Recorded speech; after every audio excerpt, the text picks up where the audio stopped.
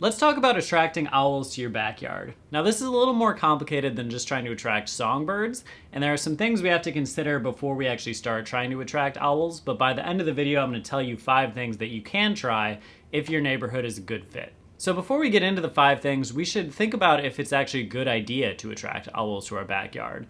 Now, if you live in the city where there's not a lot of trees or anything, and there's some busy roads, highways, or maybe people are putting out a lot of rodenticides, we don't really want owls in that area because then there's a lot of dangers to them. So think about what kind of habitat you're actually bringing the owls into first before you actually decide to start attracting them into your neighborhood.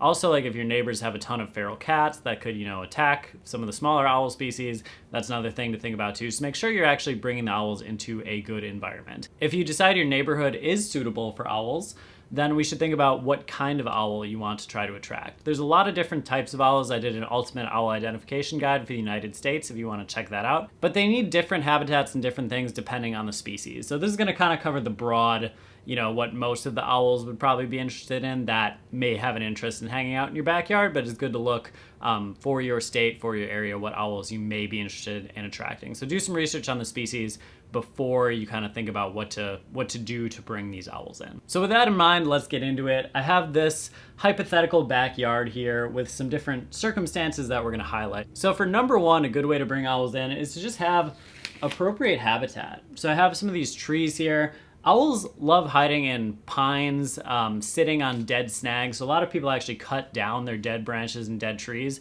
But if it's not in danger of falling on your house or somebody else's house, it's actually great to leave a lot of those dead trees up. They provide a lot of habitat for different species. And some owls are cavity nesters. So if you actually have a tree with a hole in it, sometimes owls will go in and nest in there.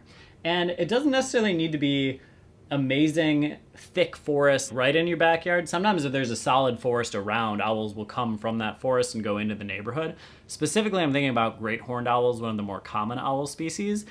They'll hang out in cities to hunt sometimes. They'll actually land on rooftops. So it's good if your yard can have some mature trees and good places to hide and sit. But if there's good habitat around, you may have owls popping into your neighborhood every once in a while anyways. But the more habitat you can have, the more dead trees, the more cavities, the better if it's safe. Number 2, this might rub people the wrong way, but provide habitat for rodents and insects. A lot of these owl species eat rodents. Some smaller ones eat insects and other birds as well. So you can keep your regular bird feeders up that may bring in some of these species, but providing like stick piles for rodents to hang out in and providing more native plants for bugs to hang out, that's actually gonna bring in more species. So some people might not like having rodents and may not even like the idea of attracting more rodents in.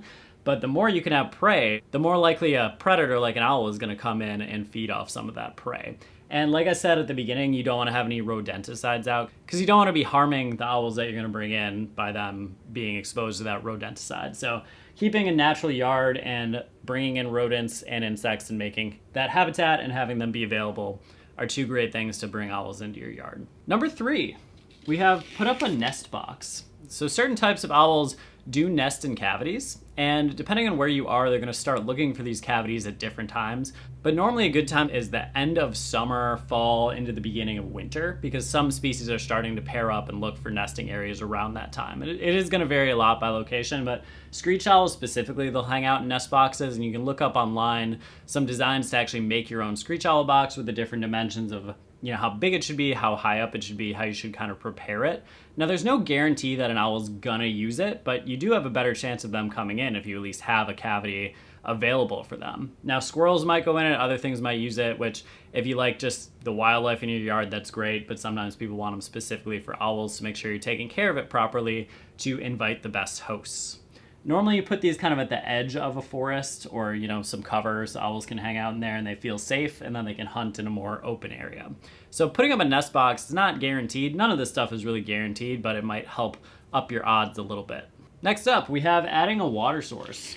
So having some kind of little, pond, water feature, even bird bath can attract those other animals we talked about that might get a drink from it, or sometimes owls actually will come in and bathe or get a drink from those water features. So if you want to attract birds, having some type of water is great in your yard, but I have seen on people's like night vision cameras or backyard cameras, owls actually coming in to bathe at night. So it's really awesome to see them come in and actually use the water. But that's great for all wildlife, having some kind of little pond or water available for birds and other animals. And then finally, we have our last one, which is not causing disturbances at night.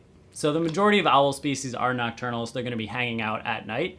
And you don't want to have like lights that are on all night that might disturb them. You don't want to be making a bunch of noise, throwing loud parties or having just a bunch of disturbances. The more quiet you can have your yard at night, the more likely it is that those owls are going to come in and hang out in your neighborhood. So limiting that kind of stuff is a big thing if you actually want to have these owls and other nocturnal creatures using your backyard. Now, one other thing to consider is you might actually have owls visiting your yard and you might not even know. So like I said, a lot of these are nocturnal, so they may actually be coming to visit. They're pretty silent when they fly, so you may not even know.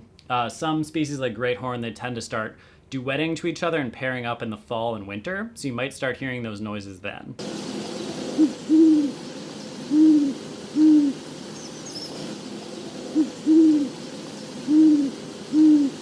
And then if you do have owls visiting, you want to, of course, be respectful of them, not flashing them with flash photography or getting too close or disturbing them. I'll put a link to some of the owling ethics in the description of the video so you can check it out. But I hope you found this video helpful. Like I said, none of this is guaranteed, but this should give you a better shot of getting an owl in your yard if you think your yard is a good fit for owls. Let me know any other tips you have in the comments below.